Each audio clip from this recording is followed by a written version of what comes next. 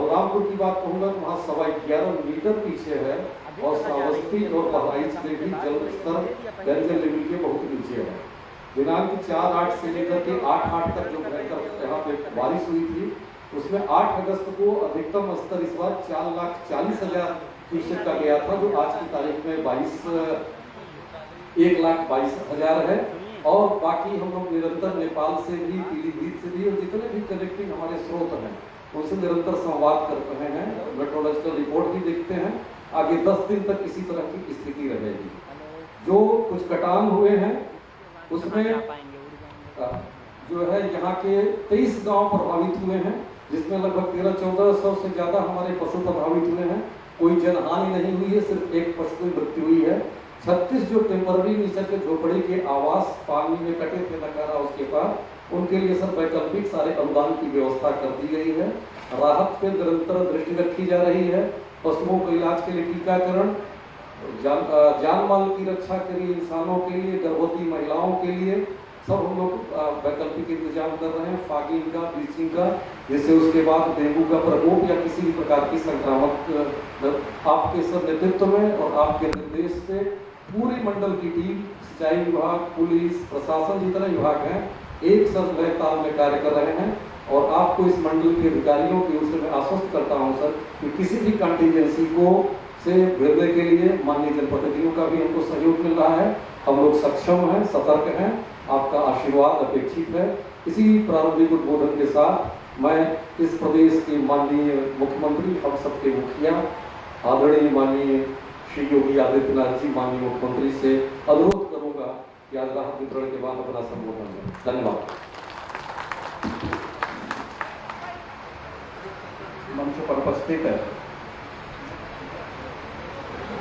गोंडा के जिला पंचायत के अध्यक्ष श्री घनश्याम मिश्र जी, प्रदेश सरकार के पूर्व मंत्री और वरिष्ठ विधायक श्री रमापति शास्त्री जी, मान्य विधायकगण श्री अजय कुमार सिंह जी, बावन सिंह जी, प्रेम नारायण पांडे जी, प्रतीक भूषण जी, प्रभात वर्मा जी, भारतीय जनता पार्टी के जिला के अध्यक्ष श्री अमर किशोर कश्यप जी, आज के इस कार्यक्रम में उपस्थित सभी बाढ़ से प्रभावित जो परिवार हैं उनके सभी सम्मानित सदस्यगण, मीडिया से उपस्थित सभी प्रतिनिधिगण और उपस्थित भाइयों बहनों, आज रक्षाबंधन का पावन आयोजन भी है और रक्षाबंधन के इस कार्यक्रम में भाई बहन के पवित्र पर्व के साथ ही रक्षा का जो एक पवित्र बंधन है, उस पवित्र बंधन के प्रति राज्य सरकार की तरफ से आप सबको आश्वस्त करने के लिए मैं स्वयं बाढ़ प्रभावित क्षेत्रों के पीड़ित परिवारों से मिलने के लिए आया हूं। आप सबको मैं रक्षाबंधन की हृदय से बधाई देता हूं। जैसा कि हम जानते हैं बरसात का समय है और प्रदेश में प्राकृतिक आपदा में वर्षा काल में बाढ़ एक प्रमुख आपदा है। प्रदेश के अंदर वर्तमान में 21 जनपदों के 721 गांव बाढ़ से आंशिक या ज्यादा प्रभावित हैं।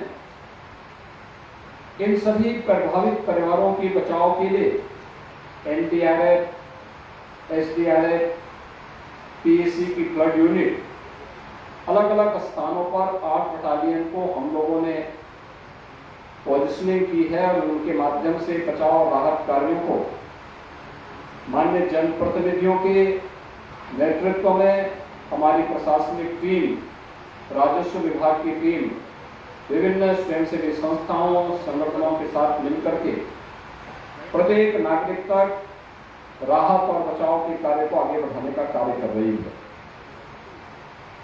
जैसा कि आप जानते हैं कि गत वर्ष अक्टूबर माह में बाढ़ आई थी सरयू नदी में और इस बार भी अभी मानसून काफी लेट चल रहा है। इस सब के बावजूद यहाँ पर पहले चरण में 23 गांव बाढ़ से प्रभावित हुए हैं, जिनमें से ज्यादातर गांव जल जमाव से मुक्त हो चुके हैं, लेकिन अभी बहुत सारी जगहों पर व्यापक पैमाने पर जल जमाव है। प्रदेश सरकार ने बाढ़ और बचाव के लिए जो कार्य प्रारंभ किए हैं, प्रभावित हर परिवार को अगर 10 दिन 15 दिन के अंदर पानी है तो 10 किलो चावल, 10 किलो आटा, 10 किलो आलू, 2 किलो अरहर की दाल, 1 किलो रिफाइंड तेल और मिर्च मसाले और घर की अन्य आवश्यकताओं की पूर्ति के साथ ही सूखा राशन भी, चना भुजा आदि उपलब्ध करवाने की व्यवस्था की है। डिग्निटी किट भी उपलब्ध करवाने की व्यवस्था की है, बरसाती भी उपलब्ध कराया है। यह भी व्यवस्था सुनिश्चित की गई है कि अगर बाढ़ में किसी परिवार का पूरा मकान क्षतिग्रस्त हुआ है, चाहे वह बाढ़ के कारण या अग्निकांड के कारण, तो उसके लिए नया मकान प्रधानमंत्री आवास योजना या मुख्यमंत्री आवास योजना के अंदर स्वीकृत करते हुए उस परिवार को हम तत्काल इस सुविधा से लाभान्वित कराने का कार्य करें। जिनके मकान आंशिक क्षतिग्रस्त हुए हैं, मरम्मत हो सकता है, उनके लिए मुआवजे की व्यवस्था की गई है। जनहानि पर 4 लाख रुपए की सहायता, वन्य जीव या सर्पदंश के कारण होने वाली मौत के कारण उन्हें भी आपदा राहत में लेकर के 4 लाख रुपए की फौरन सहायता उपलब्ध करवाने की व्यवस्था के निर्देश दिए गए हैं। घायल होने पर भी मुआवजे की राशि अलग अलग स्थिति के लिए इस प्रकार की गाइडलाइन पहले से भेजी जा चुकी है। प्रत्येक जनपदों में पर्याप्त धनराशि इसके लिए उपलब्ध कराई गई है। आज के इस अवसर पर मैं अन्नदाता किसानों को भी आश्वस्त करना चाहता हूं, जिन्होंने सूखे के कारण या बरसात के अतिवृष्टि के कारण जिनकी फसल को नुकसान पहुंचा है या बाढ़ के कारण नुकसान पहुंचा है, उन सभी अन्नदाता किसानों को इस बात के लिए आश्वस्त करना चाहता हूं कि वे इस बात के लिए निश्चिंत रहिए। हम लोगों ने जिला प्रशासन को पहले ही निर्देश दिया है कि वह सर्वे कर लें और सर्वे की रिपोर्ट तत्काल भेज दें, जिससे अन्नदाता किसानों को हुए नुकसान की भरपाई के लिए सहयोग करने के लिए सरकार तत्काल मुआवजे की व्यवस्था कर सके और उन सभी पीड़ित परिवारों को भी उचित मुआवजा उपलब्ध करवा सके। बाढ़ प्रभावित क्षेत्रों में पर्याप्त मात्रा में मेडिकल की टीमें लगाई गई हैं, नौकाओं की व्यवस्था भी की गई है और अन्य सुविधाओं को भी वहां पे उपलब्ध करवाने का कार्य किया गया है। आज मैं इसी बात को लेकर आप सबको आश्वस्त करने के लिए आया हूं कि देश में और प्रदेश में डबल इंजन की सरकार कार्य कर रही है। यह सरकार बचाव के लिए उपाय करती है, जन जागरूकता के लिए भी प्रभावी कदम उठाती है और अगर आपदा आ जाती है तो आपदा का मुकाबला करते हुए हर प्रभावित परिवार को भी बिना भेदभाव के शासन की योजना का लाभ उपलब्ध कराने में अपना योगदान देती है। आपने देखा होगा, मुझसे पहले यहाँ पर माननीय जनप्रतिनिधिगण, इसके बाद में प्रभारी मंत्रीगण अपने अपने जनपदों का दौरा कर चुके हैं। इस समय मैं भी बाढ़ प्रभावित उन सभी क्षेत्रों का दौरा करते हुए हर पीड़ित परिवार को हम सहायता उपलब्ध करवा रहे हैं। हमें अगले 1.5 महीने तक सतर्क रहना होगा, जिससे बाढ़ जैसी आपदा का सामना और इसके माध्यम से जनधन की हानि को न्यूनतम स्तर पर लाने में मदद कर सकेंगे।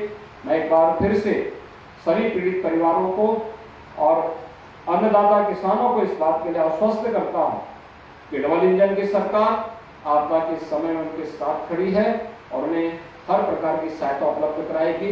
बहुत बहुत धन्यवाद। जय हिंद।